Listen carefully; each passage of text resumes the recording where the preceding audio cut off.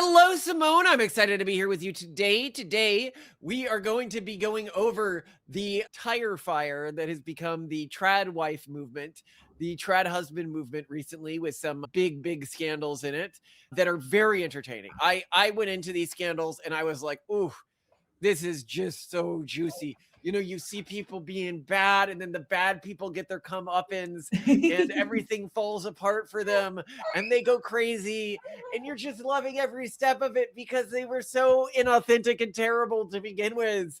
Yeah. And then your friends come in, the other weird random conservatives like Milo was inside gossip, you know, still playing that role. And then you get even on the Basecamp subreddit, one of the posts, and I'll play it, is like showing what trad wives are actually like, and it's like that. Oh, thank you, brother. God bless you. Dude, she's the real deal. Men of honor deserve women of virtue. She's perfect, bro. Another easy 600. Trad queen's gotta eat. So pure, bro. Look at her prey hands. Sending 50. Worth it. 3 roses. She'll notice me for Bless sure. your heart, Jake. You're such a gentleman. Y'all are such blessings. Back to the garden now. Tradwife cosplay page. Every night, across living rooms like this, young conservative men embark on a sacred ritual, simping. Their muse, a virtuous, bread-baking, trad angel on live stream. Aw, thank you, brothers. The trad wife influencers are often just really e-thoughts that are dressing up like trad wives and manipulating men with fake personas, no more than the you know, girl who decides she's going to dress up like a goth and like bounce her tatas around to try to get donations, right? Well, like that's what's so funny is that people seem to think that women who engage in this form of very conspicuous signaling are trad wives. Like if you're a trad wife, you're someone who lives in very deep alignment with their goals and is probably not very online. And someone who invests very heavily in signaling is very much going against what it means to be a trad wife. And we talked about this a little bit in the Peacocking episode. The TLDR of it is, if someone is signaling or peacocking in a way where they're really trying to show like, my appearance is expensive and like I'm trying to catch your attention as a reproductive mate, it's typically because they expect to invest disproportionately little in your relationship and your child rearing. So you don't want to go after someone who's very made up, who's peacocking, because you're not going to be there for you. The very definition of a trad wife, I mean, like functionally, is that a trad wife is someone who really shows up for the marriage. They're going to be homeschooling the kid. They're going to be cooking all the dinners. They're going to be doing all the work, possibly also while making an income. And I do think that people like Hannah Neeleman really are bringing everything to the relationship. But I don't think that she dressed like a trad wife when he met her. I don't think that she put on the trad wife persona when he met her. I think that what I've seen of the women who become good trad wives is that they are not trad wives when their husbands start dating them. They don't present that way. They don't act that way. It is a persona they pick up later because they want to contribute to the relationship as much as they possibly can. Yeah. So let's get into the drama, okay? Yes. So, Will Setka lived a quiet life rooted in faith and political activism until allegations against his wife, Sarah Stock, pulled him into a viral storm. As claims of an affair with Elijah Schaeffer spread online, many began asking who he is and how he became central to this controversy. Sarah Stock and Elijah Schaeffer's affair allegations have rocked not only Turning Points USA fans, but also brought her husband, Will Setka, into the spotlight. In conservative influencer spaces, image is everything. Faith, marriage, modesty, and traditional values often form the backbone of personal branding. That is why the recent controversy surrounding Stock, now Sarah Setka, has drawn such intense online attention. Allegations of an affair with conservative commentator Elijah Schaeffer have not only put her reputation under scrutiny, but have also pulled her husband, Will Setka, into the spotlight he never sought. As social media debates hypocrisy, morality, many are asking the simpler question: who is Will Setka, the man at the center of the storm created by claims about his wife's past actions? All right, so A whirlwind romance went viral. Sarah Stock and Will Setka's engagement in August 2025 was widely shared across social media.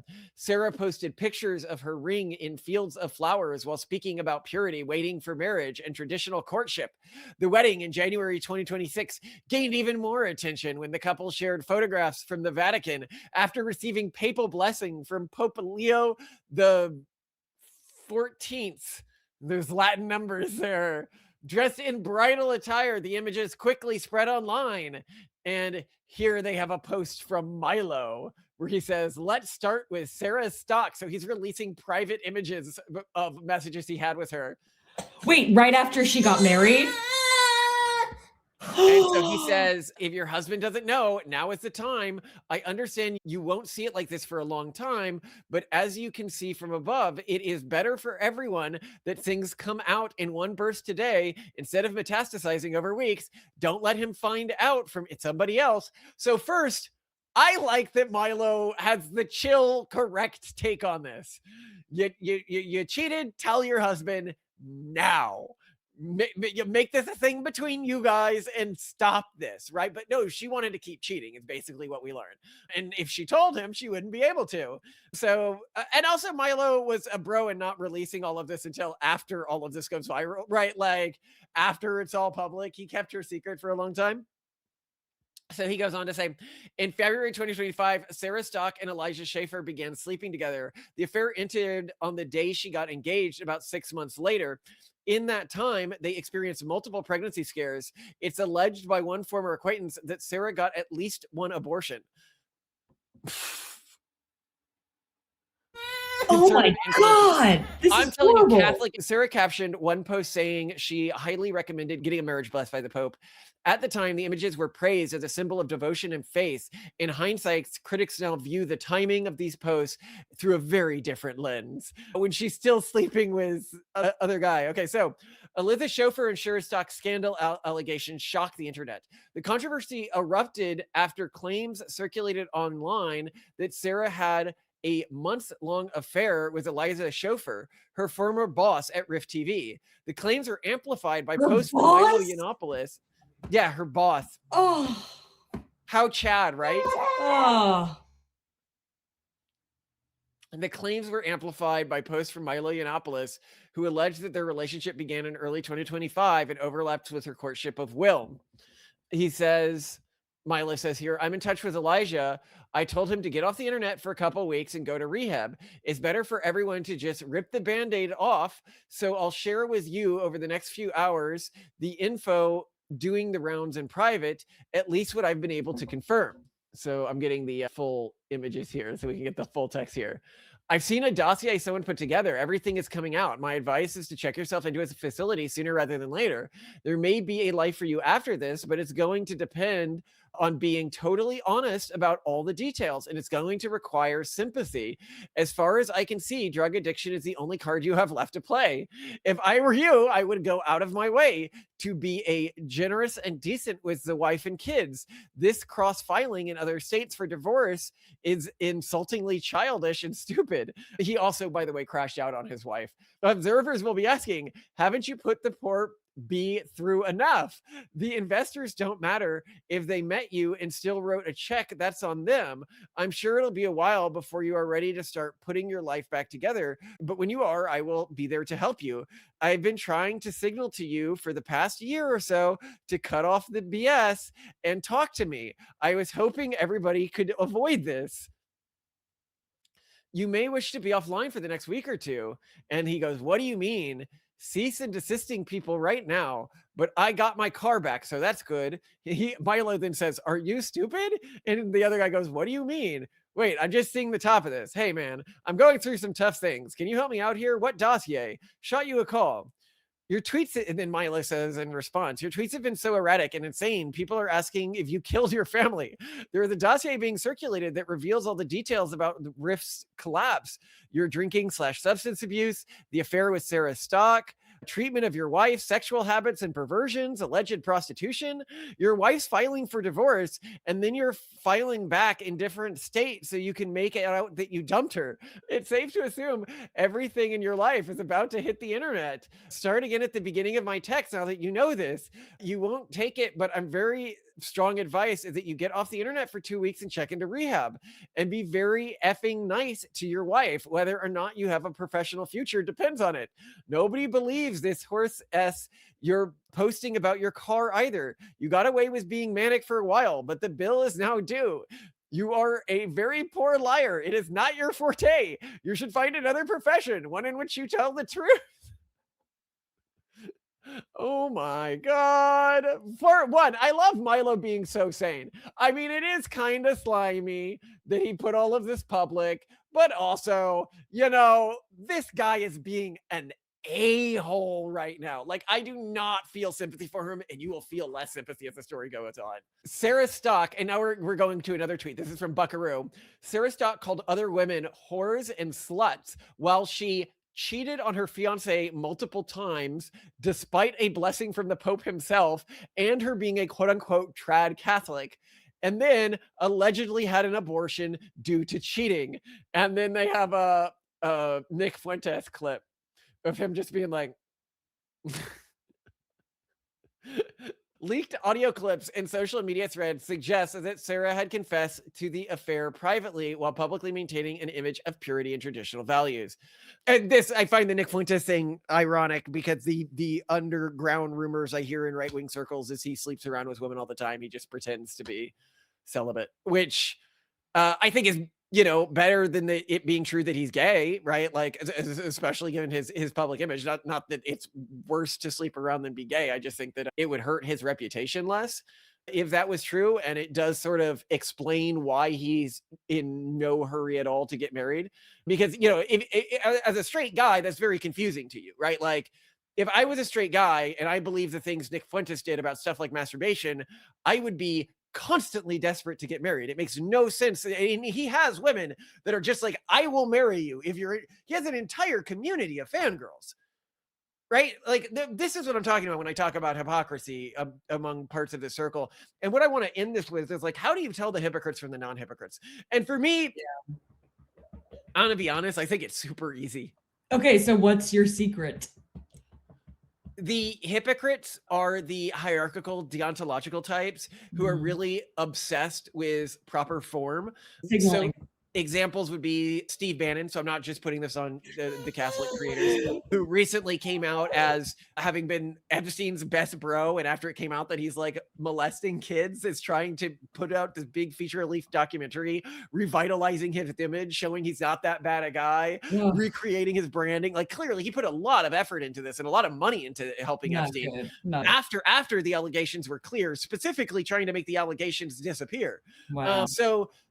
I think that this sort of type, and you see this in the conservative circle, everybody knows what we're talking about. This is what defined the old GOP, right? Right. If you look at the new right creators, is anything scandalous ever going to come out about, like, say, Asmongold or Leaflet? No. I would be astonished, like genuinely astonished, if it turned out that Asmongold was doing something horrible, like sleeping around a bunch or something like that, or treating women really poorly, or if it came out that Leaflet acted in a horrible way. I'd be like, what are you?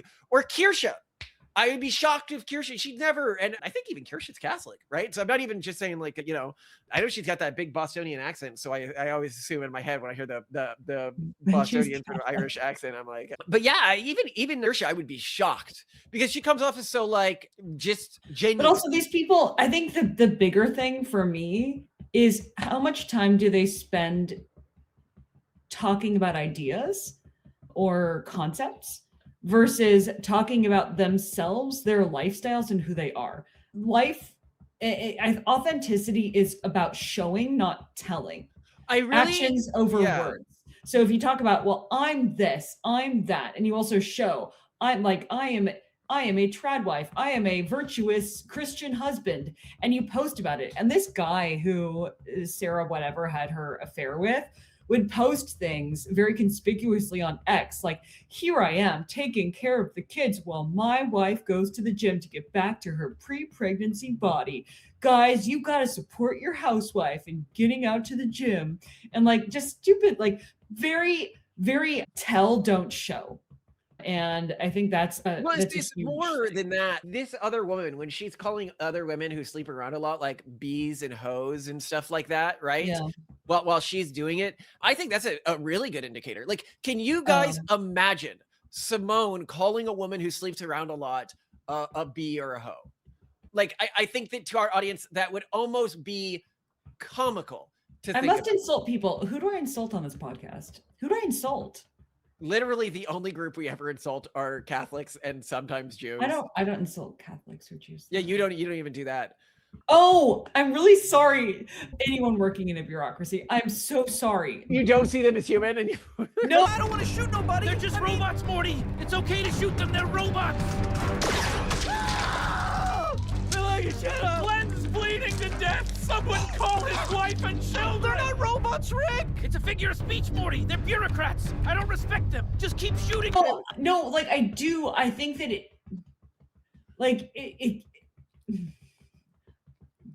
and it's not, I don't think that the individuals working in bureaucracies are bad people or that they are incompetent. I believe that they are incentivized to behave in a way that is incompetent. Like, why would you ever go above and beyond when you're basically only going to be punished for it? At best, not rewarded. I'd point this out about other people. Like, consider Leaflet as an influencer, right? Like, are you going to see Leaflet going on and talking about how other women are bees or hoes or something like that? You're just not. Like, No, she yeah. doesn't. And the key difference, and I think you really hit it on the head here, is these influencers, when they go out there, they tell you how you should live your life. You're like, you need to do X, Y, and Z to be a proper, manly, conservative male or something like that. Yeah, do as I say, not as I do. It's very much but that, when we go out there, or Leaflet goes out there, or Asmongold goes out there, they lead by example. No, that's not the point I'm making. Okay. When they're investigating a point, they're asking, but why? Like, why is it useful to act in this way? I don't say like, you should treat your, like the post that he did. Like, if I was going to do something similar to that post, right? I.e. be a good dad, chip in with helping, I would be very, consequentialist about it. I'd be like, look, X type of woman isn't going to want to marry you if you don't do X, Y, and Z. And then once you're married, you're going to develop bad habits that'll lead to, resentment, that'll lead to these sorts of externalities. You don't even do that. No, yours is so much better. So literally you do post because you add these like clips of you, like stuff you film when you're around the kids. One, like, not to dunk on you, but your filming is terrible, right? So it's like potato quality. I don't know what it is. Like, we both have Pixel phones. Your Pixel phone is newer than mine. Your video looks like you filmed it on a potato with a battery attached to it. And so it's like not all polished. It's not like Instagram perfect. It's not Mormon wife posted Instagram. And then it's like, it's not you like standing with like a baby carrier holding another kid, like in a beautifully perfect room. It's like you around piles of trash in the kid room after a day that they spent with you, and like the boys are like in a cloud of wrestling on the floor, and you like kick them with your socked foot. It's like your video, and that is how it's authentic. It's authentic because it's not flattering. It's just, but it shows, what it shows is that you actually demonstrably spent the day taking care of the kids, as you can tell from like the. Oh, I bet he spent days taking care of the kids. No, and he did, but mornings. But it was the way that he While told his wife you that, went to the right? gym to try to It get was the hot. way that, or she told people that. And I think that we need to, as a community, be much more proactive about catching people acting like this, because it's something that is toxic to the community itself before it comes out that they were just faking everything, To just right? point out red flag behavior even before the affairs come out. Yeah, point out when they are insulting people in this sort of like aggressive way, when they are trying to create status hierarchies where they're like, this is the correct way to be, this is the incorrect way to be, when they don't see other people who live lifestyles that they disagree with empathy, and say, even when they're talking to those people, this is why that's how we win at the end of the day. when people come over to the conservative side, and I've made this point before, but it's a very important point for conservatives to internalize, which is the fifth horseman of the apocalypse, Muslim lady, I forget her name, who deconverted from Islam and was a very well-known. Oh, Ayaan Ali. Yeah, and then she converted to Christianity. And everybody was like, why did you, when you became theistic, why did you convert to Christianity instead of Islam? And she's like, well, the entire time I was out there preaching atheism, the Muslims would always come to me and say that they were going to kill me and grape me. And she said, and the Christians would often come to me, not always, but often come to me and say, well, I'm praying for you. And I hope that one day, you change your mind on this. And that made it very easy for her when she was like, well, is God real? It's this, and it's not just that. More broadly, we've seen this on the right very generally, is people come to the right and they expect everyone to hate them and treat them really poorly. And by and large, what they find is that people don't hate them and they don't treat them poorly. And they'll say, I disagree with you on this or this or this, or they might tease them on an issue, but there isn't the aggression they expect. And they'll often realize pretty quickly that they get more hate in left-wing spaces than they do in right-wing spaces. And this is really important. So even if you, for example, disagree with, say, same-sex relationships, if you want a person who is same-sex attracted and thinks same-sex relationship normalization should be a thing to eventually change that position, the first thing they shouldn't hear when they come to the right for the first time, and they have all these stereotypes about us and everything like that, shouldn't be some slur, shouldn't be, I disagree with your lifestyle, shouldn't be, it should be like accepting, so that they get a chance to hear ideas and framings, because I don't think anyone on the right really believes that same-sex attraction isn't real anymore. Like, I don't think that's a talking point anyone has anymore about why you may not want to base your life around something like this, or sleeping around a lot. I always hate this, that so many people on the right do things like sort of isolate Ayla, who I consider a very good friend of ours and a wonderful person. And I would say that I like with her, the only way she ever gets comfortable saying, oh my God, the urban monoculture was wrong, oh my God, these values are nice, is to espouse and explain these values without attacking individuals. And the problem is the people on the right, which does require some level of internal policing, who do attack these people when they come into our communities, are the people who so often turn out to be hypocrites. And I would say I see it fairly rarely, if I can't actually think of a single example of one of the right-leaning figures who doesn't attack people like this and then has later come out with some big scandal. That just doesn't seem to happen. Or who just is failing to live up to that ideal. Like, they're still perpetually single, uncoupled, alone, not living the trad dream. Well, okay, here's another example of a right-leaning figure who I think is very different from us in many views, but I'd be quite shocked to hear some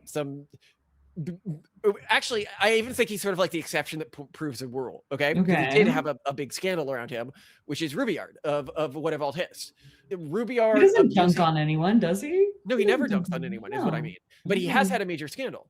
So the point being is, his major scandal was about him doing ayahuasca and crashing out about mysticism, right? Like, that's not being mean to somebody. That doesn't show that he has like a mean heart or is fundamentally a hypocritical person. Him crashing out on ayahuasca is exactly something I would expect Rubiard to do. He didn't like reveal some other side of his personality that was completely antithetical to everything he has presented himself as being. He just was like, yeah, I am exactly who I have always told you I am. But what you don't see from him is some scandal about him, cheating on a woman or beating a woman or something like that, right? Yeah. Well, I think also, because this came up with someone who listens to the podcast and was talking about, I think this scandal like brought it up to me. What scandal? This particular scandal. And what about it? Well, they said someone really needs to invent a genetic test for hoe behavior.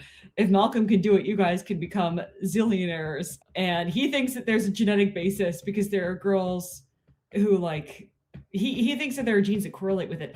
I don't really. I think there are genes that You correlate with it. do? You Oh do? yeah, You talks would about it. isolate I'll it? keep reading here, but back when I used to be a hoe, because I was a hoe younger, as I said, I've slept around with like 100+ people.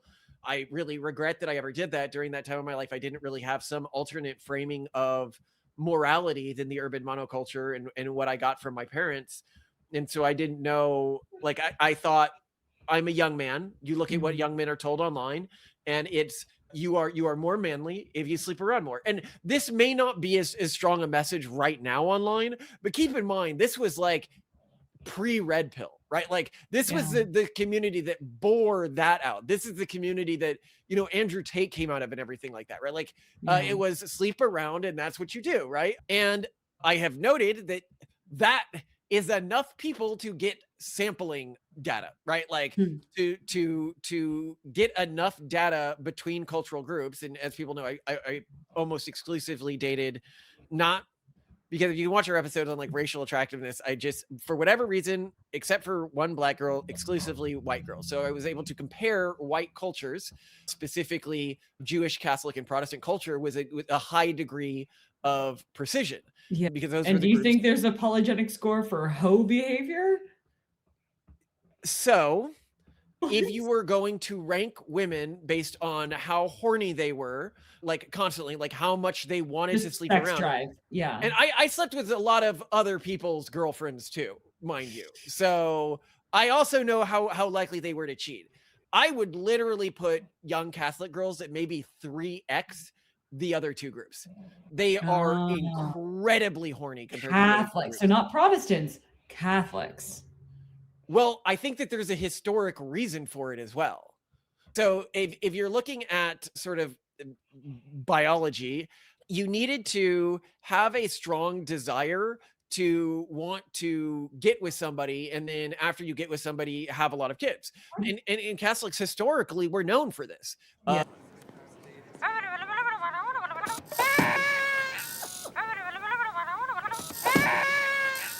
They historically got married younger and had lots of kids. So being horny as a Catholic, especially if you have this deontological framework, because what Catholicism really is it's a bunch of rules around like not masturbating, not spilling seed, not having sex outside of marriage. And so if you have all of these deontological rules, they basically funnel your internal biological drive towards an end state.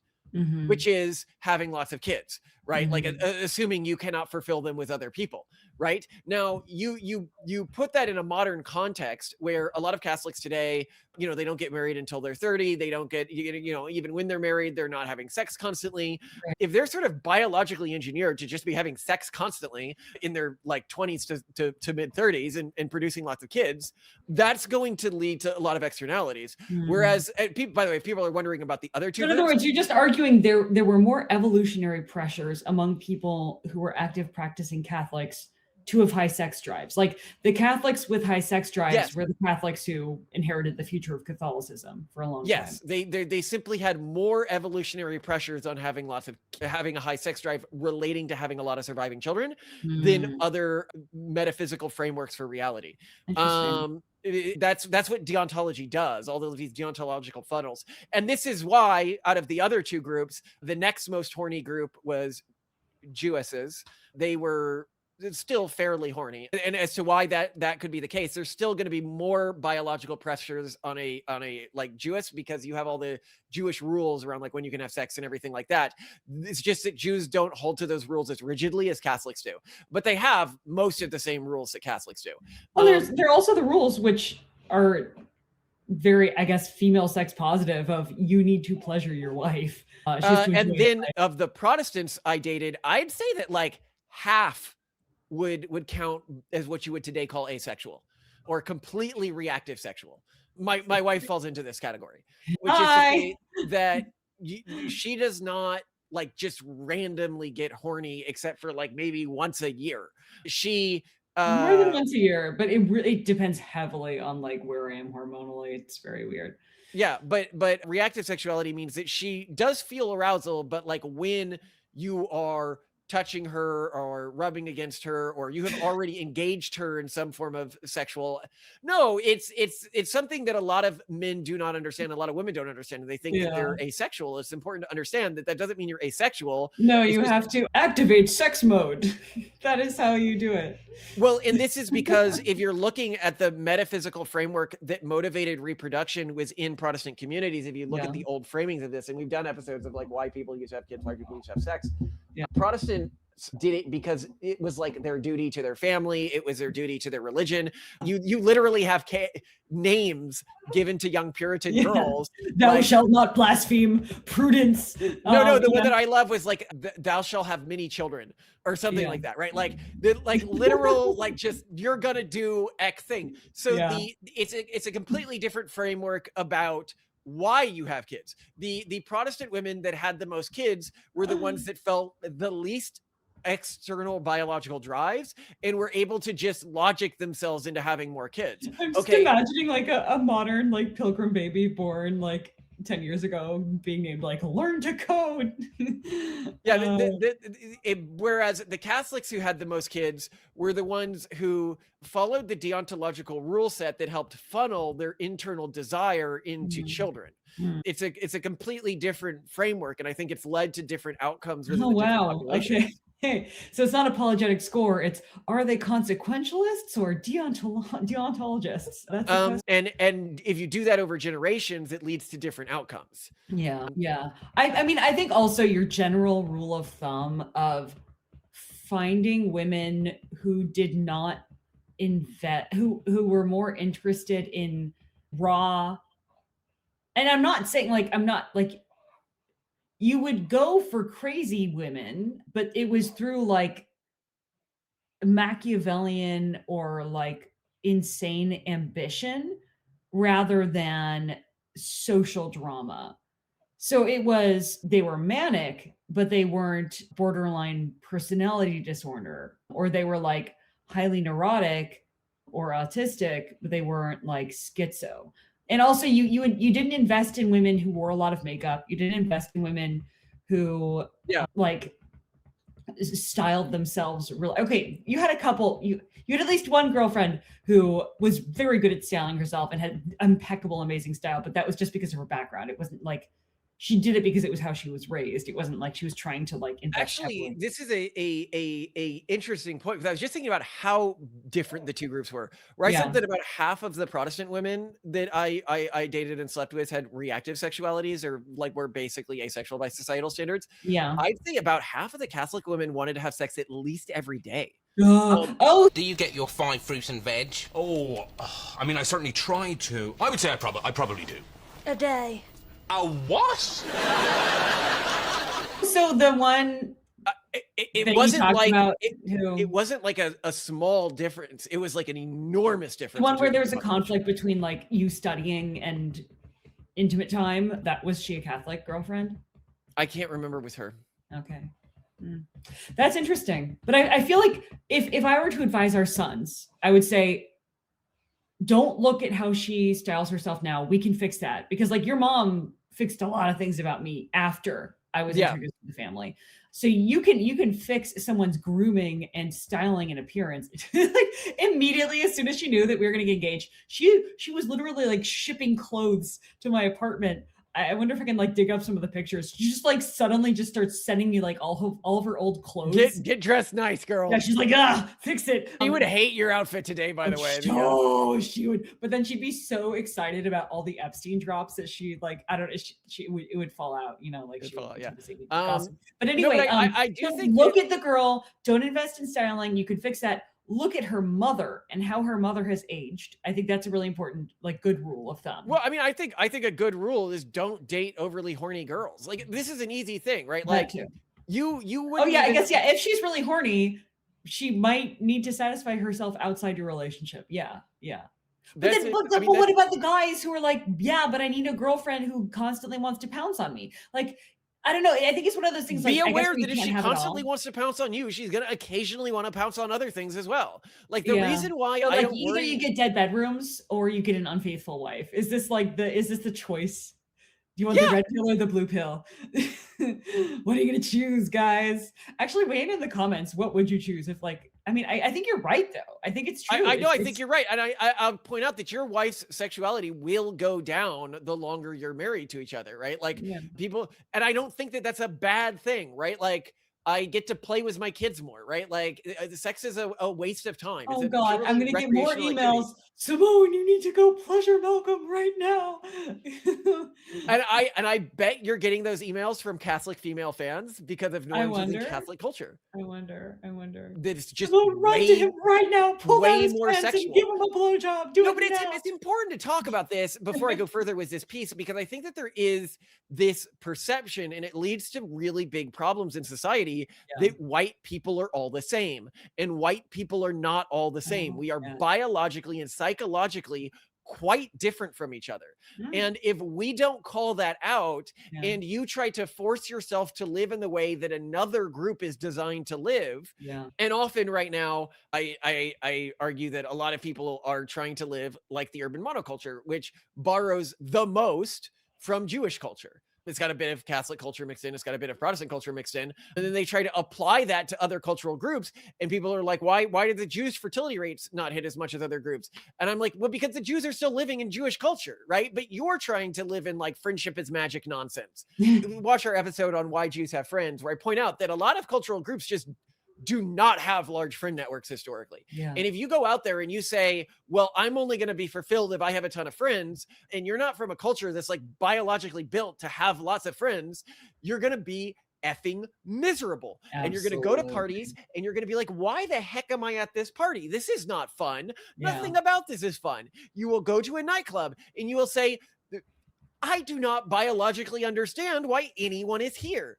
Or if you are from a culture that's biologically built for those things, and it's okay to be different, right? Like it's not bad to be different, but if you're biologically built for those things, you go to your other friend's house and they play D&D or whatever, and you're like, this is the most boring thing I've ever seen in my entire life. And they're having a blast. Appear to be having. Why is this happening? And it's because we don't allow the answer to be they might be biologically different from you. That's a really good point. Like with D&D, I'll point this out. What group do I think is biologically more prone to enjoying D&D? The East Asian ethnic group. The East Asian. I don't know. I don't see very many like East Asians famously into D&D. Really? If you go to like, from what I remember, like D&D stuff, I always remember an unusual amount of East Asians. Like Leaflet's an example. I don't know among the white groups because I haven't been in D&D enough to make that distinction among the people I see at D&D groups. Yeah, honestly, I'm thinking of all the people who showed up on Harmon Quest and the people who had. And I'd also note here, because I want to be clear about this particular Protestant, Jewish, Catholic distinction that's sort of like partially biological. It is not one where I am strictly saying that like it is worse to marry someone of Catholic descent, because here I'm pointing out that if you don't want a dead bedroom, if that's like your nightmare scenario, Catholics are going to be the lowest chance of that happening. Well, I think this is it's a really good point though, in that a really big element of the like perfect trad family is a chaste wife who was a virgin coming into marriage and saved didn't herself. really sex was in her eye never wanders. And then, but oh, God forbid, like you would ever have to initiate, or that she would ever not be interested. No. Actually, this changed. And I think that this is part of the problem with modern trad culture. Okay. Is that historically the perfect trad wife was not super horny for her Was husband. sexually reluctant. She was sexually repressed in all things. Okay. She would have sex to have children, but she was not like. Okay, but it was understood that you would be intimate with a dead fish. Right. If you look at, well, not necessarily a dead fish, like she might try to engage, but you look at like Puritan writings around sexuality and stuff like that. You got steamy. What are you talking about? Like they didn't. No, they talked about sex very graphically and in a steamy way. But the reason why they talked about sex graphically in a steamy way is you could tell that sex just was not very tempting to them. Like they could Oh. afford to be so steamy because in the same way that like if you read The Pragmatist Guide to Sexuality, we go really deep into really bizarre fetishes, but it's because the entire field is just so unalluring to us. Mm. It's not something that evokes this reflective, like, I've got to push this away from me because it's not grabbing of us in the same way. Yeah, I think actually for people, if like just head off, everyone is gonna write to me and tell me like, okay, for me, sex is a lot like alcohol, where like I will knock back 5 ounces of vodka and feel like kind of happy or whatever, right? And like, you know, Malcolm, and just get like really cheerful and loving. And it's great and I enjoy it and it's fun.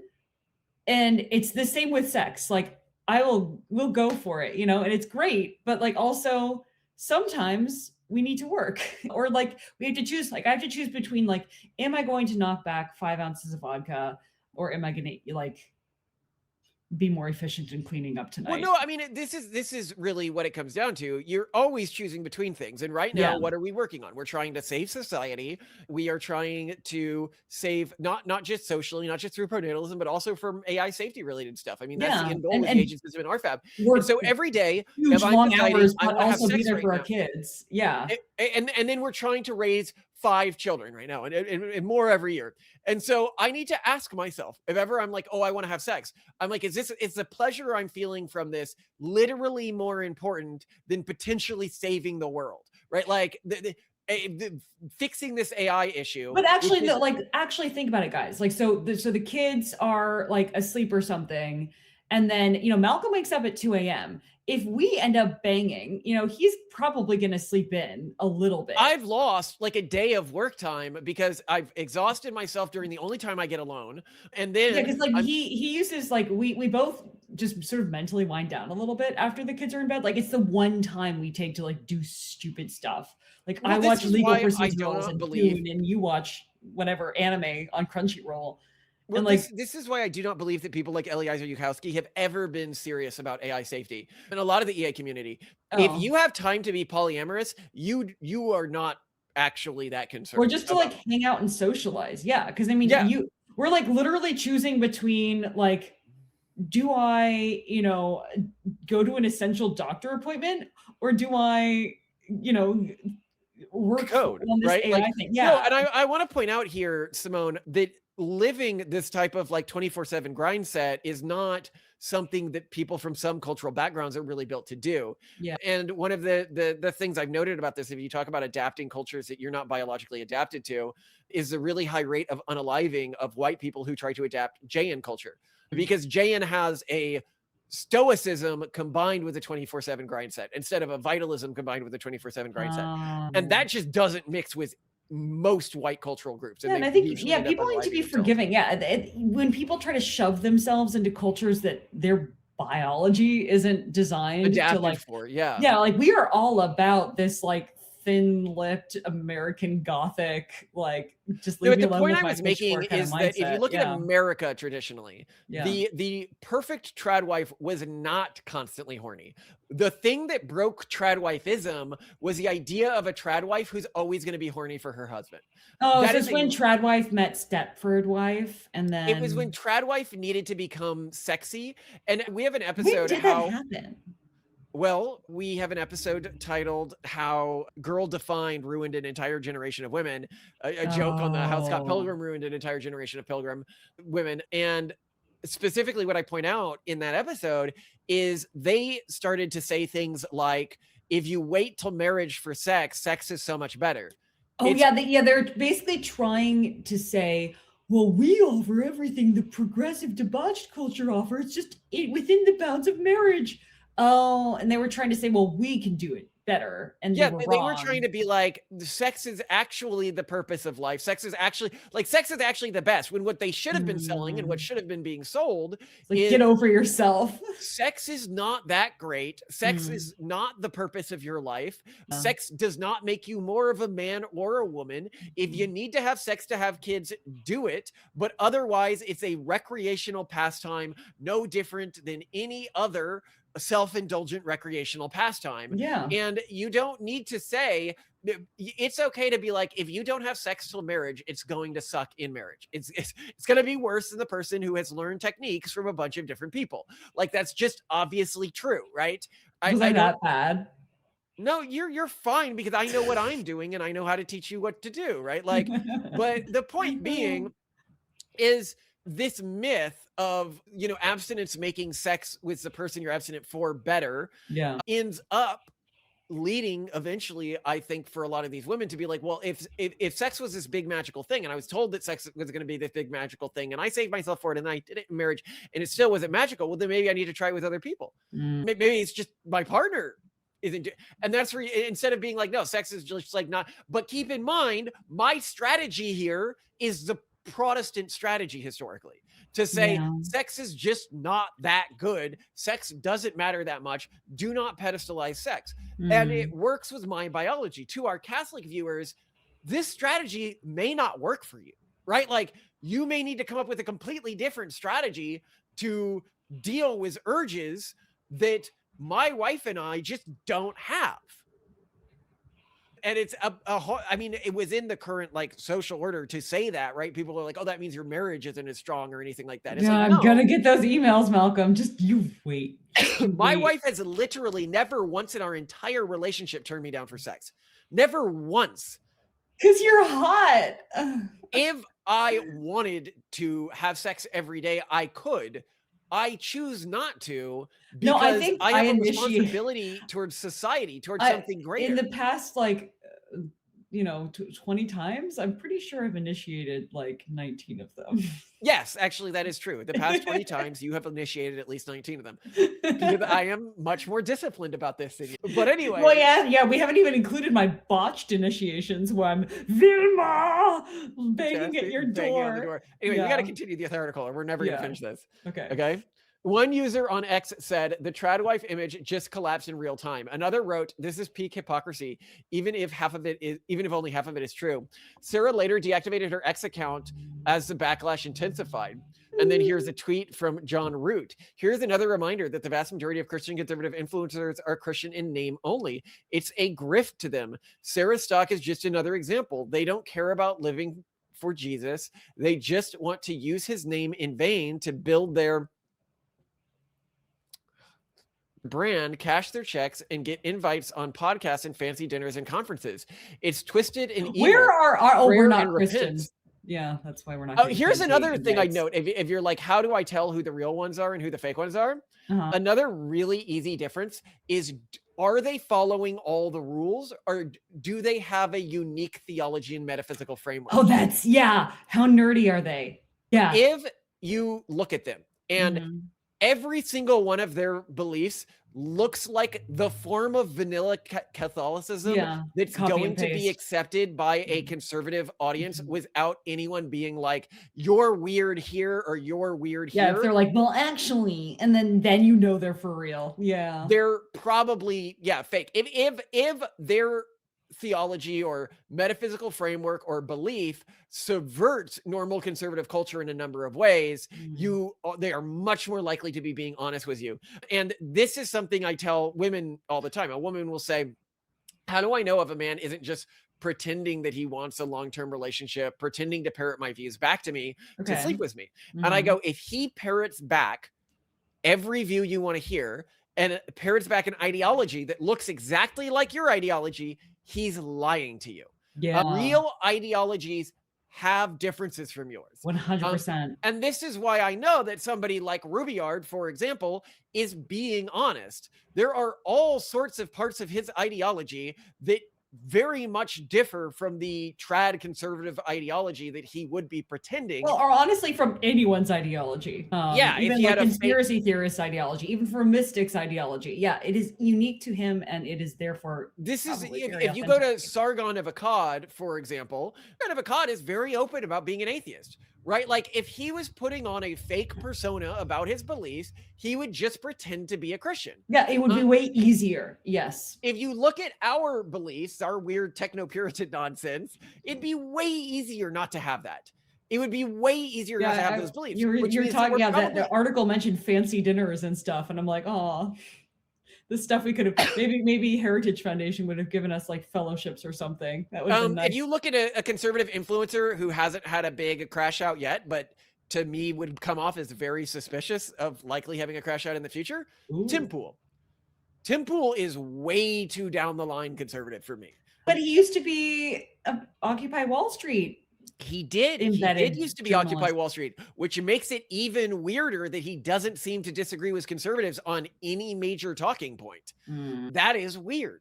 That he should have things that he is regularly disagreeing on. He should have some opinion that regularly splits his audience. Maybe this is though a product of us not being deep enough in his lore. I don't. Yeah, maybe we're not deep enough in his lore. That so could yeah, be. I don't watch enough of hopefully his we're just content, missing something. Yeah. But I will say that I do find it suspicious that I can go an entire stream without hearing a single point that I would say differs from mainstream conservative values.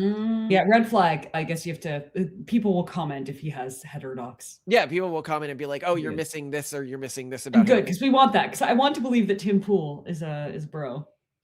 But to continue here, this is from Venom.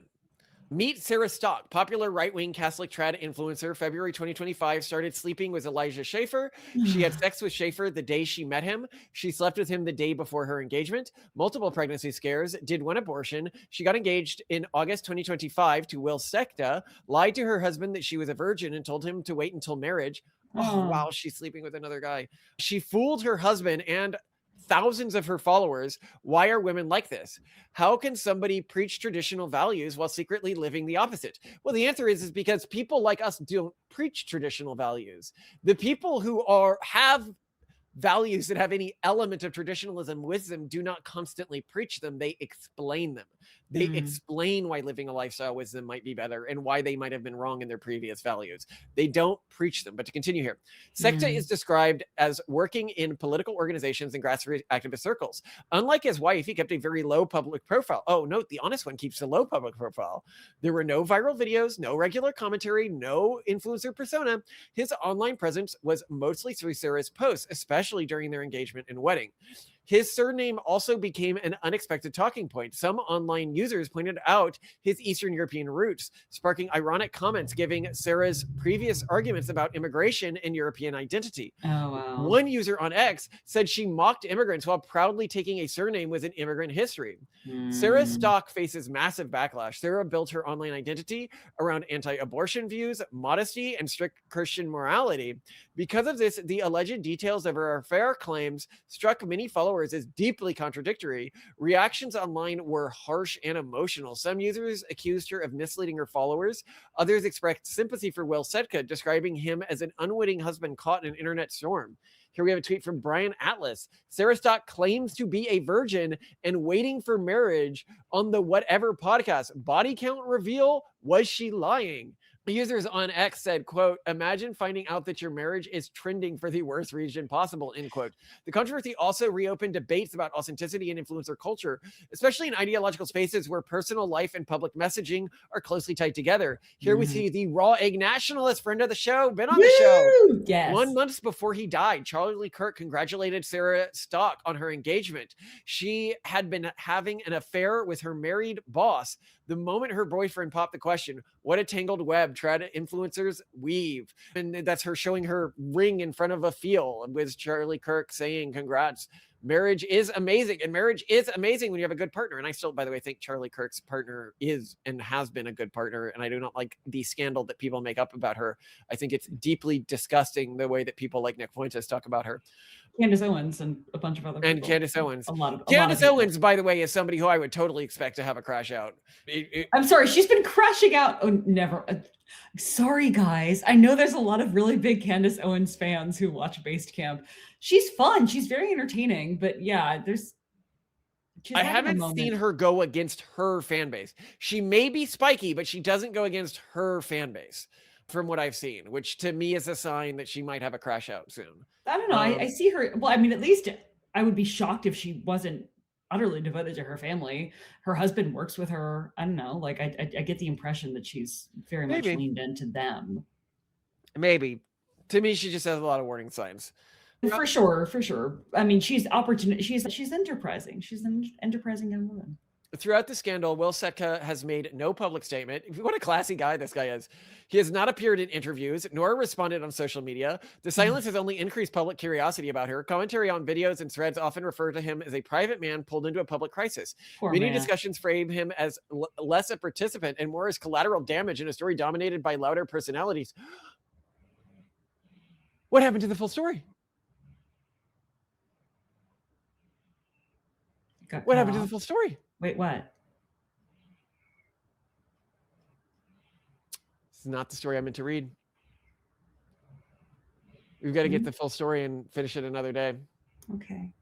Because there's a story about how the other guy who was having the affair crashed out. Oh, yes. It was effing hilarious. Well, I'll skip to the good crash out portions from that story, and we'll finish that another day and stitch it on here. Yeah. Yeah, or you can record it over like as an add-on to this as you just do. No. You have to react. This is fun stuff, Simone. I love the gossip. I do. I would have a little bit of gossip on our podcast. No, I love gossip. We don't get gossip, okay? And I love that our part of the conservative scene has no gossip. We generally, like, none of the online new right really attacks each other aggressively. None of the online new right really, seriously, right? Like, well, I have like genuine affection for even the people who I think like strategically are the most like opposed to us. For example, I love Emma Waters. I love her so much. I love her husband. She's great. She recently tweeted something along the lines of like, IVF is going to be the new like pro-choice front of the war. Like we're moving the front lines from abortion to IVF. And I'm like, wow, here we go. And people like us are going to stop fighting for Republicans if you get people voting for that. I mean, it's going to be a very interesting debate. And despite the fact that we're going to be at ideological loggerheads there, I love them. I love them. If their house burned down and they're like, we need somewhere to stay, I'd be like, come here. Like that kind of love. And you know how I feel about people. I hate people. I don't want to be around people. But I would open up our house to them. So yeah, that's such a contrast to the rest of this movement, which feels so catty. It's like 5th grade girls. They're so mean. Well, they're a completely different thing. They're all old school Republican, like, Turning Points USA types, right? Like that community had a lot of people who just cared about signaling.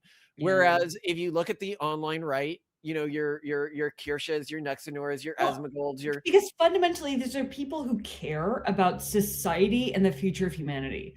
Like we may disagree about tactics, but we have very spirited debates about how to do it, and we're all like really trying to like work on this project that is humanity. Like that's what we're autistically all so excited about, and we understand that like we're not mad at each other for disagreeing because we're like, I respect that you care about this as much as I do. Let's figure this out together. And I love that. And like a little rivalry is fun too. I mean, we can have fun. Oh gosh. Okay. We have to get the kids. I love you. Love you. Okay. Here is the longer, juicier article. For much of the past decade, Schaeffer has been a regular presence on the far-right conservative media scene as a podcaster, commentator, and in his latest incarnation as the CEO of the outlet Rift TV. Schaeffer and various sidekicks would often discuss trad values, of which he married in 2020, and now the father of 2 young children, was not just an outspoken supporter, but presumably an exemplar. A few months ago, Schaeffer took a mysterious months-long absence from his live stream show on Rumble, the right-wing video platform. When he returned last week on January 26th, he looked rough. Schaeffer admitted his face was unusually red. He blamed the lights in the new studio and said he had developed a quote-unquote permanent black eye from a crushing mental stress, as he put it, and that would cause lesser men to unalive. Schaeffer certainly had plenty to be stressed about. FBI Director Kash Patel's girlfriend is suing him for suggesting she's a Mossad agent. Yeah. He claimed that people were trying to kill him, but unbeknownst to his listeners, something else was weighing on Schaeffer. Despite being one of the digital right's most vocal boosters of traditional families, he had filed for divorce from his wife 4 days earlier, ditching his usual material aimed at whipping up hate towards Indian immigrants and Muslims, Yeah. Schaeffer instead used his return show to launch into a baffling rant straight out of family court. He vowed that he wouldn't give up his sons, quote, without a few shots fired, end quote. He told his viewers he wasn't necessarily speaking metaphorically. Oh, I'm gosh. going to, right? No, I this mean, is- normally that ends with in Minecraft, but not. He's like, Minecraft. nope. I'm not going to go down without a few shots fired. Schaeffer said figuratively, of course, we're saying, but physically too, if needed. Oh God. This is about his wife, mind you. Then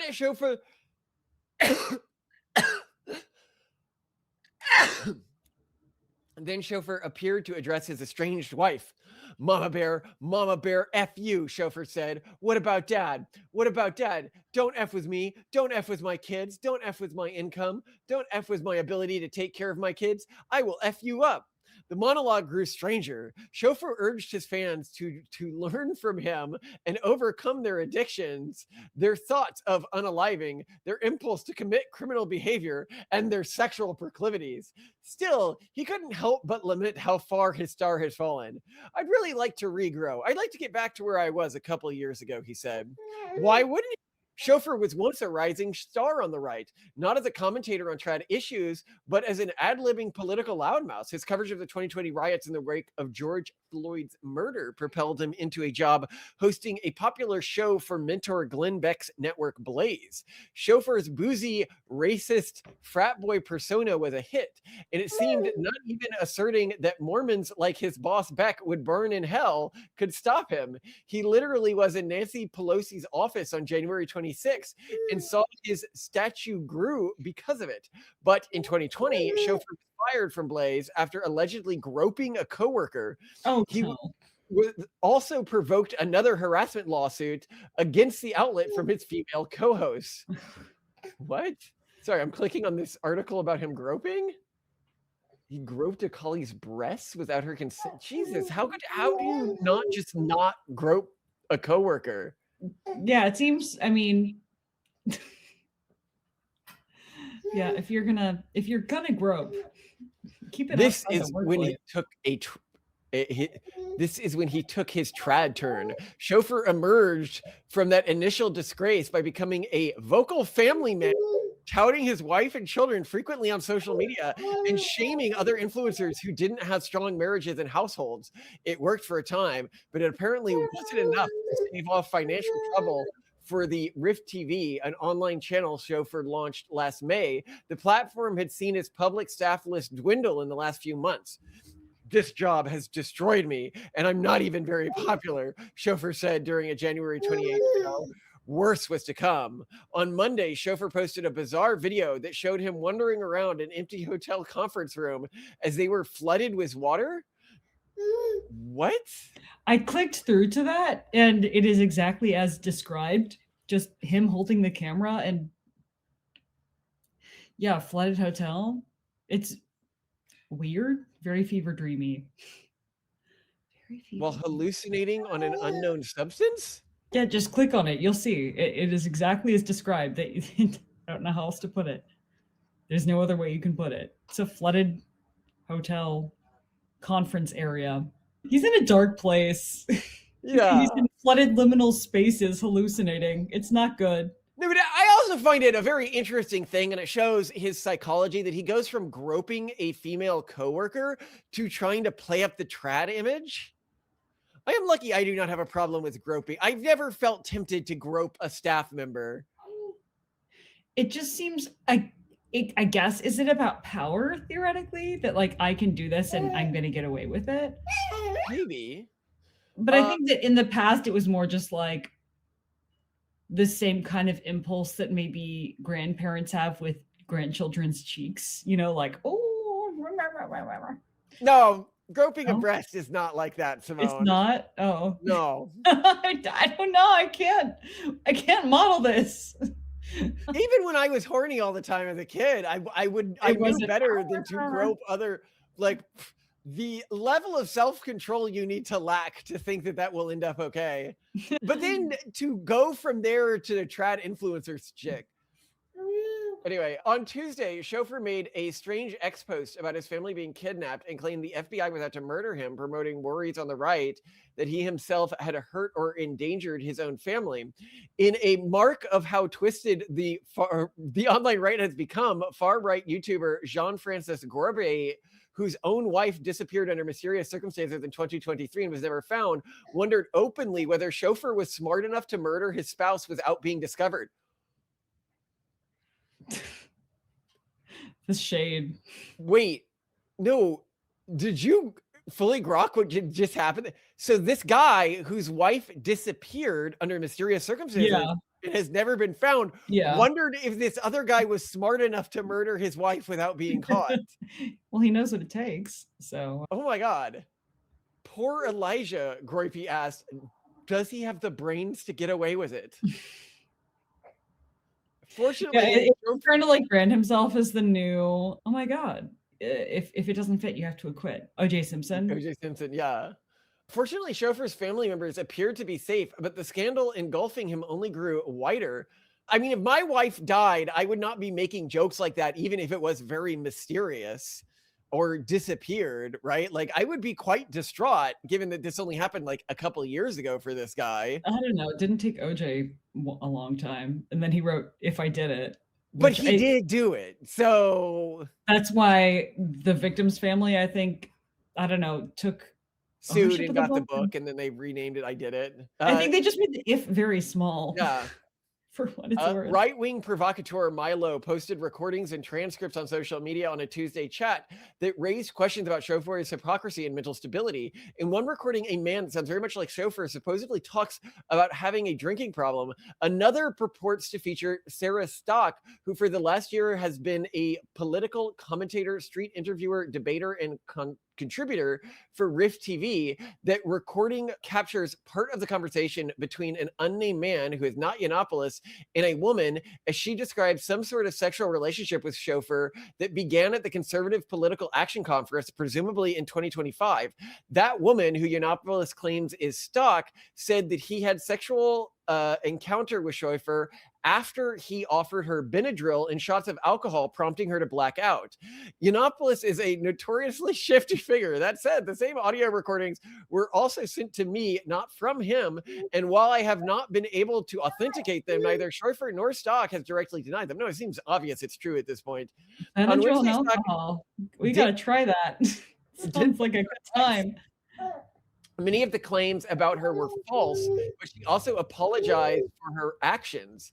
There were mistakes and unwise decisions I have made that I deeply regret, Stock wrote, and I apologize to everyone that has been scandalized by this. She then deleted her X account entirely. No. Neither Schaeffer nor Stock responded to requests for comments. Stock had become a right-wing Catholic influencer after converting to the faith less than a year ago. So she converted into it. So it doesn't even explain why she's horny all the time. That only makes sense for people. Theory is broken. Catholic. Well, maybe she's, she's a Catholic soul.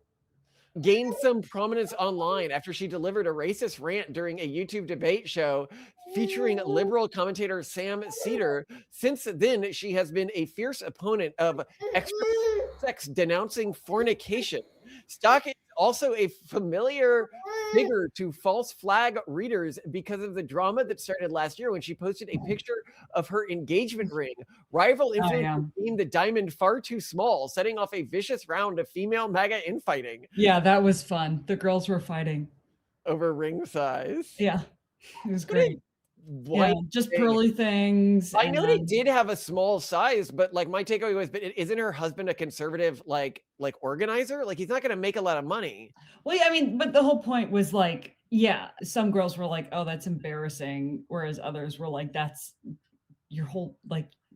The whole point is the marriage and modesty, and how dare you criticize the size of the ring? Though I have to say, Malcolm, when you I loved how I felt with the big engagement ring that you gave me that was your mom's earring, because I remember once it got on an elevator and this guy turns to me and he's like, man, your husband loves you. And I was like, oh, wow. So I understand why the debate took place, because I didn't realize until I received an engagement ring with your mom's rock that was big, how much people judge you based on your engagement ring.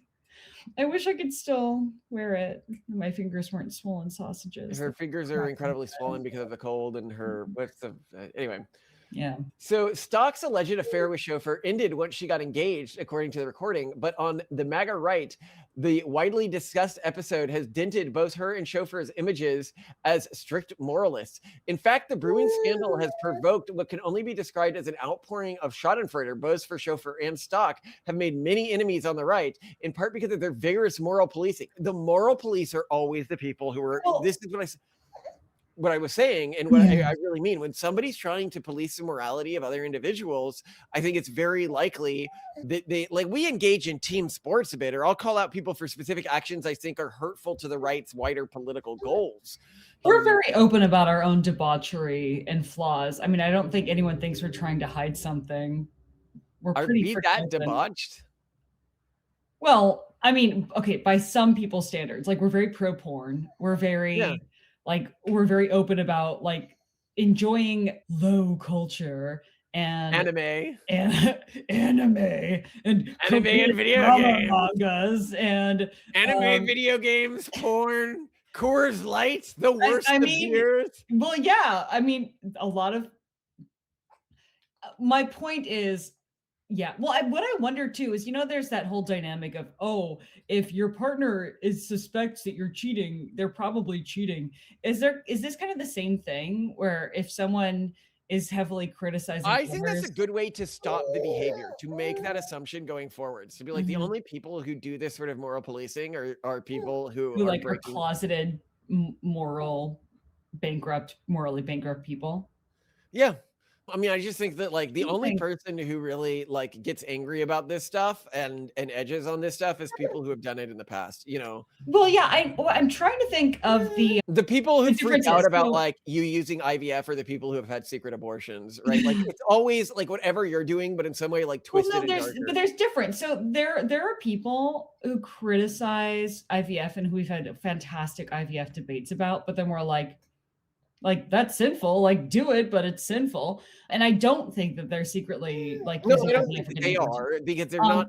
I'm trying to think too about like people who give a lot of what I would say is like etiquette or moral advice, and who I genuinely believe stick to it. Like I'm thinking about the Emily Post books that I love so much. Well, from this is the thing. Moral advice that is emotionally charged, or moral policing that is emotionally charged, comes from a place of insecurity. There's no reason. Yeah. When it's logically driven. I think when people are like, hey, it's optimal to do this because X reason, I think then you can kind of trust them. Whereas if someone's like, look at this disgusting cow, like there's something there, maybe.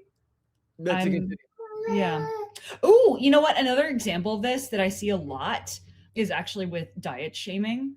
The people that I see online, for example, who have YouTube channels where they do a lot of diet shaming, are themselves very clearly disordered in their eating and like not and closeted about it. So like they themselves have their own like healthy eating programs, and it's very clear that they're like incredibly disordered, and they're like they both body dysmorphia and very like poorly handle eating problems. And then they like to go on and critique other people's things, and there's a whole circle of that. So I think that's it. When it's emotionally charged, there's a red flag. Yeah. Like I'm very open about the fact that I'm a functional anorexic, and I have zero qualms about it. Much of the criticism that has been directed at the pair has centered on the fact that Stock apparently entered into a sexual relationship with a married man right before she decided to have her own marriage blessed by the Pope. Why wouldn't you like, can you imagine how miserable you'd be having your marriage blessed by the Pope, having done all that though? Or maybe not, because you just ask for forgiveness. If you don't believe any of it and you can ask for forgiveness. It makes for a really good confessional session. You know what I mean? The priest is like, I can only imagine some like Catholic priest like, wow. Like clap. Like you are not good at this. I don't know. I could model a mindset being Catholic. This is not understanding Catholicism very well. Maybe not, because I had a college crush on a guy who became a Catholic priest and would ask him a lot of questions about Catholicism as an excuse to talk to him. And so maybe I know more about Catholicism than I want to admit to myself, but I could see a world in which you kind of want something good to bring to confession, because otherwise the drama of your life gets very boring. And like the whole Catholic thing is like the struggle to become pure and good and clean, you know, like the whole point is climbing up that cheat on your husband right before your marriage is blessed by well, the but Pope. like, where's the narrative in that? Where's the confession? Where's the redemption? Like, it's all about the hero's journey, but just again and again and again. And you're not going to get a hero's journey if you haven't sinned. So having a good sin and a good thing to take to confessional and a good redemption arc. So like maybe that's what Catholicism is all I about. have noticed that Catholics really like stories, narrative arcs. You know, yeah, you need a redemption arc. So sinning is okay because you can't really have a redemption arc without it. Like, where's the suffering? Where's the toil if you're just born a saint? Right. And then those who are saints, who just are amazing, go out of their way to become martyrs, because how else are they going to go through their suffering and redemption arc if not like to be martyrs? Right. So maybe that's kind of the thing of Catholicism. And I point out when people are like, oh, you criticize people on your show as well. No, when we criticize people, it's over strategy. It's over like, I think that the way that, for example, Bannon has acted in the past was very deleterious to the wider conservative movement, or Ben Shapiro has acted is deleterious to the wider conservative movement and his individual goals. That's different from being like, I think Ben Shapiro has a crush on his sister or something, right? Which a lot of people do, right? You know, they'll say something like that, which is just like a personal, you know, attack. Or I think that, you know, X person isn't being chaste enough, right? I don't think so. Yeah. Anyway, to continue. The trad stuff is performative BS, declared MAGA influencer Emily Saves America, who had clashed with Stock in the diamond size debate. Sidney Watson, Chauffeur's former Blaze co-host who sued the company over his alleged harassment, posted a picture of the intrigued Pepe the Frog character peeking through the blinds. Rift TV personalities dropped their affiliations with the site listed on their X accounts. Even an Indian account on X dredged up an old attack Chauffeur made on the Hindu god Vishnu, declaring that his current scandal vindicated the Hindu pantheon. What? Never speak on Vishnu again, it declared.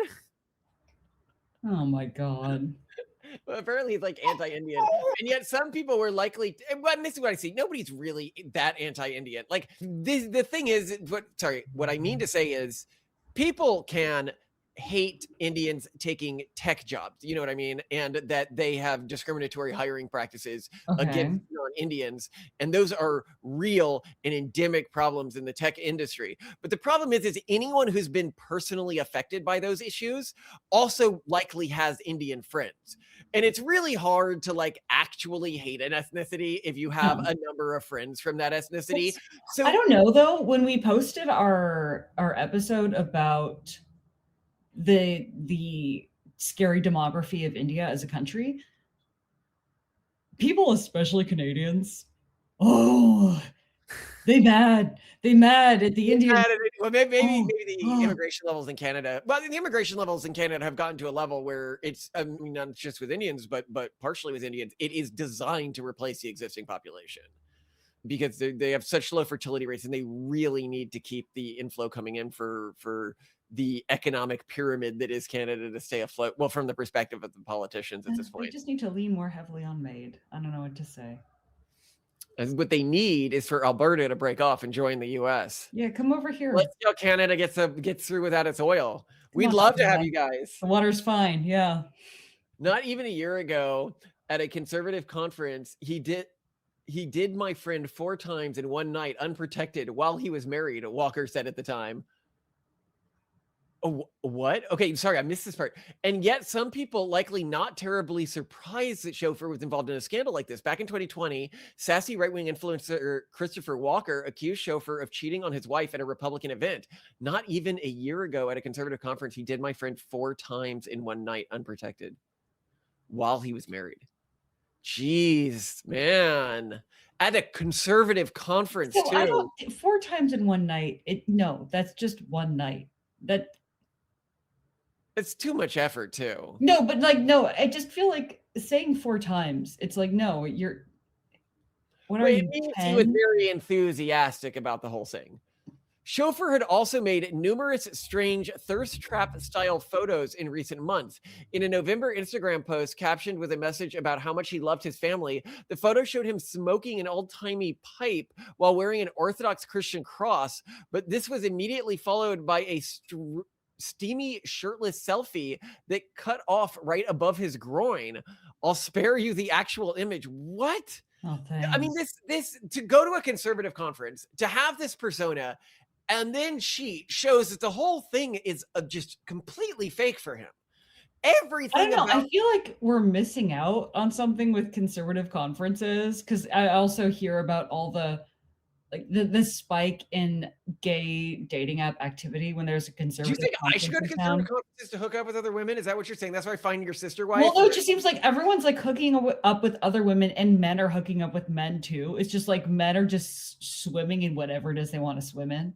It's like, okay, like let's go to the sex conservative conference. Something's going on. I don't know what, but like, I have been to conservative conferences and I have never been like, this is a great place to hook up. I'm always like, oh, I got to network and get on the next big show. We clearly missed it. I mean, I think this is one of those things where you have to be connected, and it's all about the after parties, and it's not, Well, I mean, yeah, this is the thing. Our conservative sphere, when I go to the conservative conferences, I'm like, who do I want to meet up with? It's like Curtis, right? Like, he's always fun to chat with at the conferences. He's always got some fun thing going on.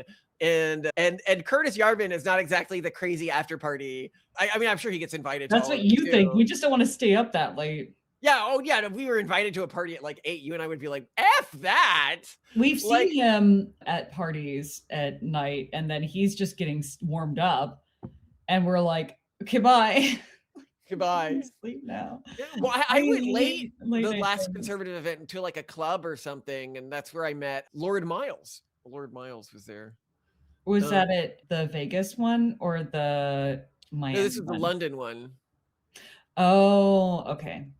God, are we gonna go to conservative You conferences met again Lord this year? Miles? I forgot that. Damn. Okay, Anyway, to that's continue. cool. Schaeffer's downfall isn't just a personal Shakespearean tragedy, a modern adaptation set to the most idiotic corner of the online hype world. It adds fodder to the right's ongoing civil war. Yiannopoulos, who plays a sort of mythic trickster role in MAGA media, hates white nationalist podcaster Nick Fuentes. In the hierarchy of the online right, Schaeffer is a restless vassal of the far more successful Fuentes, meaning Yiannopoulos can undermine Fuentes by going after Schaeffer. No surprise then that in one of the recordings Yiannopoulos released, there's discussion about how Schaeffer quietly talks so much SAHIT about Fuentes out of envy. But the biggest damage may have been inflicted on the online trad brand as a whole. Conservative podcaster Ali Buckley complained that the affair demonstrated that women posing as trad wives had become a fetish for right-wing men. Far-right commentator Virillium, who recently cut ties with Schaeffer after being exposed himself for making posts years ago about being gay, summed it up. It's all BS, he said about the trad lifestyle. Ali Dang. But this is the whole Fuentes sphere. I mean, as I said, Fuentes' thing is a LARP anyway, and like his actual lifestyle, I've heard it's pretty debauched. Like, I just love that Milo Yiannopoulos is so back. He's just like dishing all this dirt on Oh, people, absolutely. We gotta recruit Milo stirring Yiannopoulos up to the team. cat fights. We got to it's get just Milo great. Yiannopoulos on our side of the conservative movement. One of our super fans recently asked me who is my favorite Catholic influencer, and I had totally blinked on this because I haven't watched his stuff in a while, but easily the answer would be Milo. Like, I was just so sad when I heard that he like wasn't gay anymore, because I have this weird bias, and I was like, well, that means he's not going to be fun anymore. I don't know why I thought that. It's not like when you choose to not indulge in a certain like element of your sexuality that you just cease to be everything else with your personality. But I just thought that, and I can't express the relief I felt when it turned out that no, he's still hilarious, catty, articulate. But he like disappeared for a while. I was sad. I used to love his content. He did. I was so sad too. Yeah, and he's just this is the thing. We were recently talking with our super fans about like, could we do like meetups about like why Fuentes is as popular as he is. And one of the things I said is one of the big reasons is probably just that he seems to be happy when he talks about like. Well, the you're referring to stuff Fuentes, not Milo Yiannopoulos. No, I was Milo talking about seems Fuentes, happy too. But I was going to say, Yiannopoulos is the only other conservative that seems as happy as Fuentes. Yeah, when he's in his like controversial, and I think he just did the Nick Fuentes stick much better than Fuentes ever did. He was like smarter and better at debating. So I'd love to see him get back into the game. I mean, I think especially given that his arc now, you know, he actually, you know, went through something and challenged a mainstream narrative, which is like being same-sex attractive. If that's something you have to make a lifestyle. So that'd be fun to see. But the broader thing here, and I think you see this, is in the online civil war, I think a lot of people can't see what is very apparent to a lot of the online right is that the other side, the moralizing side, they're all faking it. They're generally grifters who are saying what they're saying for the fame. Like, but recently Nick Fuentes has come out and he's like, I love Jeffrey Epstein, right? So you got to understand, if you think like, oh, Hitler's good because Nick Fuentes said Hitler is good, he liked Hitler in the same way he liked Jeffrey Epstein, okay? Like, these are equivalent figures to him, right? And you got to realize, oh, maybe he's just saying whatever he thinks is the most shocking thing he can say is, and he doesn't have a coherent larger ideology. Because there's no reason to to think Jeffrey Epstein is cool. Like, well, where it starts to fall apart is when it's Hitler and Stalin and Jeffrey Epstein. If you liked one or multiple of them for their merits, however you judge them, like the odds that you like all of them for their merits, yeah, and then also just not also simultaneously appreciate other people who are more broadly lauded for their merits shows a pattern. I just wish that the mob was better or could more quickly discern when somebody is fake like this, because I think it's often pretty obvious. If the guy got fired for groping his coworker, he is not a traditional family man. I don't think people care about what's true or fake. I think they care about how people make them feel. Yeah, that's true. So it doesn't matter. This guy managed to make people feel a certain way. And I think one of the reasons why a lot of these people cast shade is because other people enjoy seeing that happen. Milo Yiannopoulos casts shade because people enjoy watching him do it, and he does it really well. So I don't think that's the question. I think that the more important question is, how can you do this, even if you're disingenuous, in a way that is sustainable? And maybe part of it involves having to occasionally reinvent yourself, like Milo Yiannopoulos did. I think this guy kind of did that when he went from groping employees to touting his trad dad lifestyle. And now he's going to go for some new redemption arc of, I've recovered from, I mean, look at how Jordan Peterson did that. Oh, and I'm recovering from addiction. It's just that these various public figures are able to make these recoveries with varying degrees of success. Not everyone is able to pull it off. So you can be as fake as you want to be. It's more a question of how you manage the narrative and how that narrative makes people feel and how entertaining it is for people to watch. That makes a lot of sense. You can see this with totally non-political figures as well, who show up in various, like, you know, snark YouTube history channels, you know, like from random YouTubers who have weird, tragic upbringings as weeb stars to, I don't know. The funny thing about me is if I made a living moralizing about sexual values and I was at a conservative conference, it's not even out of morality I wouldn't sleep with a random woman there. I wouldn't do it because I'd be too scared about hurting my career. Like, the level of just foolishness on display here. Like, does he have any self-control? I think no, part of it's though, sexuality and sexual impulses are strange things. It's almost like one of those, it's like a demon that only exists if you give it power and if you believe in it. Like if you just stop caring about sex, which of course for many easier said than done, but like okay, look at very conservative Islamic societies, right? Or even historical societies in many Western countries. There's this, collective belief that, like if a woman is uncovered, I won't be able to control myself. Like, of course I will RAPE her, right? Like it was her fault. She tempted me. I saw her. And then people do it, right? Like, but you can't have that they need each other. That very conservative approach to sexuality and morality is needed. Like it can't be justified if you don't also have this uncontrollable urge.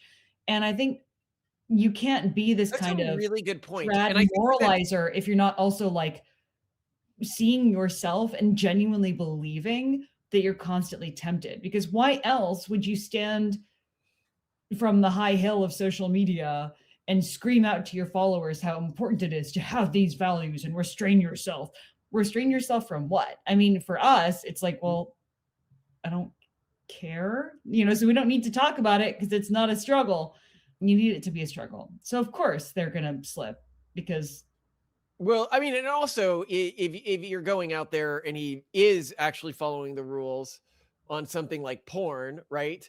The whole not sleeping with random people is going to be a lot harder thing. Like another guy might just be like, oh, I'm going to go back, and goon or something like that. And he's like, oh, that's not an option for me. So I'm going to use a real girl as my only hole. It's so gross that people live that way. Like, don't involve someone else in your non-procreative sexual activity. I'm seeing right now if he had anti-porn views, because that friggin' explains it for me. So many people have anti-porn views, and I only respect a very small segment of them that also believe that non-procreative sex is a sin. Like I will respect your anti-porn views if that's what you hold. If you are only having unprotected sex with your spouse, then go and note here, when we talk about porn versus anti-porn, I'm not talking about porn involving real women. I am not for that, because that has negative externalities for the women involved. Oh, human non-synthetic porn. Yeah, but like AI porn and stuff like that, I don't see what the negative. So yeah, he was anti-porn on multiple instances across social media. Of course he was. Of course he was. That really feels to me so disingenuous when many people talk about it, though, because it just seems like one of those things that you say because people are gonna be like, yeah, like it's almost like talking about the weather in certain circles. Like, man, it's so cold. I just hate the cold. Then everyone's like, yeah, I hate the cold. This sucks. Or like, oh, it's too hot. I'm sweating like what sweats a lot? I was gonna say like a horse. Do horses sweat? You pee like a racehorse. You sweat like a pig. Do pigs sweat though? Never seen a sweaty pig. Anyway, I actually think that a lot of people haven't put really any thought into it, and they may not consume what they consider to be erotic material themselves, especially if they're women, because they read romance novels and they're like, I'm just reading literature. It's fine. I am an intellectual. It's just 50 Shades of Grey. Yes. Men and their degenerate vanilla. How dare these men read this? No, I love it when women are like, I just watch books about monster effing, but how dare these men watch porn where women are being degraded? No, don't you understand, Malcolm, that Morning Glory Milking Farm is an anti-capitalist screed, the great intellectual work of our time. God. You're amazing. Thank you, Simone. I love you very much, Malcolm. You are fantastic. I don't know if you saw this morning, Indy was so sweet when I was kneeling down and I was still feeding Tex when I was checking on her. And then she just wants to stand close to me and hold Tex's bottle and feed him. Yeah, and help with feeding. My turkey. She knows what's up. I came to me and said, Say it later. Okay. I love these noodles. I so love you, much. Simone. I love you. Wonderful day.